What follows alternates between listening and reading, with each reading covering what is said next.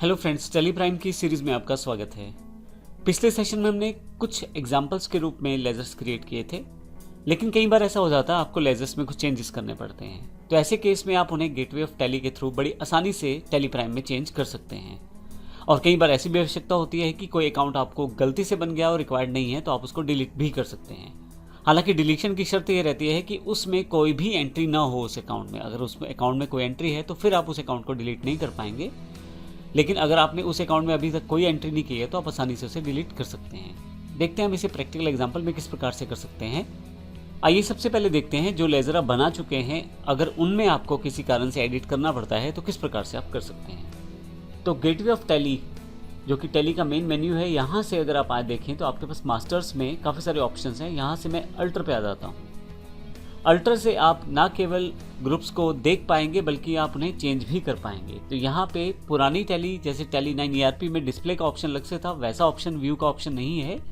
आपके पास alter option है, वहीं से आप देख सकते हैं, वहीं से आप अपनी लेजर्स को चेंज भी कर सकते हैं। तो यहाँ देखिए, अकाउंटिंग मास्टर्स में मैंने लेजर में जाके लेजर्स क्रिएट किए थे।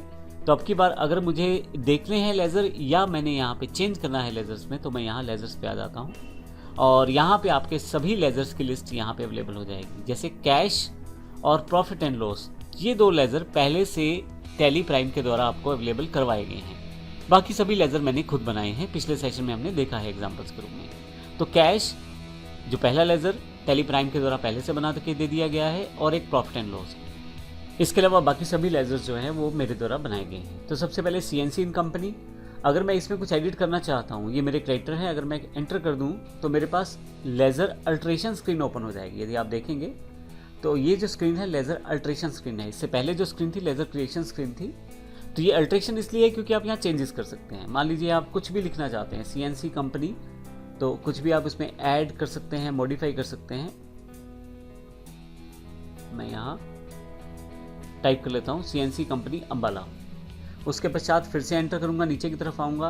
अभी मुझे ग्रुप चेंज नहीं करना है, लेकिन अगर आप चाहें किसी कारण से ग्रुप चेंज करना चाहते हैं तो आप चेंज कर सकते हैं। ध्यान रखिएगा, पहले से इसमें कोई भी वाउचर एंट्री नहीं होनी चाहिए। अगर आप एंट्री कर चुके हैं फिर ये दिक्कत है यहाँ पे। इसके अलावा बाकी सभी ऑप्शन एज इट इज़ रहने देता हूँ यहाँ पे मैं, और नीचे की तरफ आके यहाँ से मैं एंटर प्रेस करते करते फाइनली एक्सेप्ट कर लेता हूँ।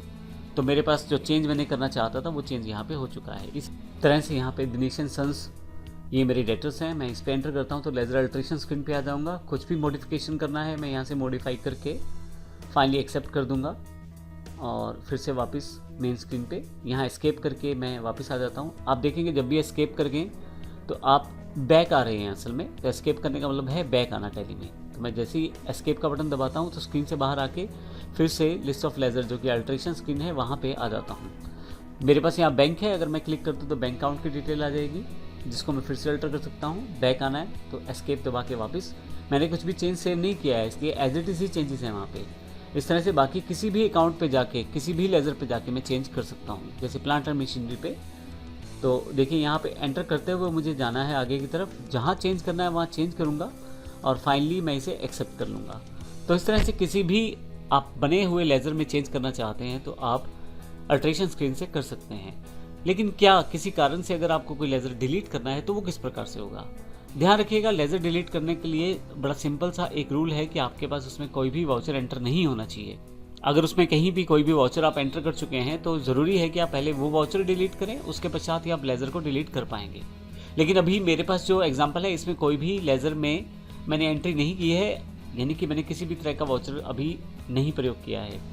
तो यहाँ पे मैं आसानी से किसी भी अकाउंट को डिलीट कर सकता हूँ। अब किसी भी अकाउंट को डिलीट करने के लिए, मान लीजिए प्लांट एंड मशीनरी अकाउंट मुझे नहीं चाहिए, यानी कि प्लांट एंड मशीनरी लेज़र मुझे नहीं चाहिए, तो मैं इसको ओपन कर लेता हूँ और यहाँ पे Alt D का ऑप्शन है।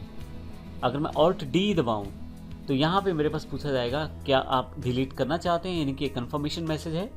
अगर मैं इसे येस कर दूँ तो आप देखेंगे ये मेरा लेज़र यहाँ से डिलीट हो चुका है। अब आपके पास यहाँ पे लेज़र स्क्रीन, जो आपकी लिस्ट ऑफ लेज़र्स है, यहाँ पे आपके पास प्लांट एंड मशीनरी का लेज़र नहीं आ रहा।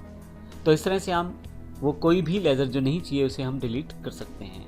तो इस तरह से हमने इस सेशन में देखा कि जो बने हुए लेज़र हैं, अगर हमने उनमें कोई अल्ट्रेशन करनी है तो वो किस प्रकार कर सकते हैं, और अगर हमें किसी कारण से कोई लेज़र चाहिए ही नहीं तो फिर उसे किस तरह से डिलीट किया जा सकता है। अगले सेशन में हम नेक्स्ट सेक्शन की तरफ बढ़ेंगे। धन्यवाद।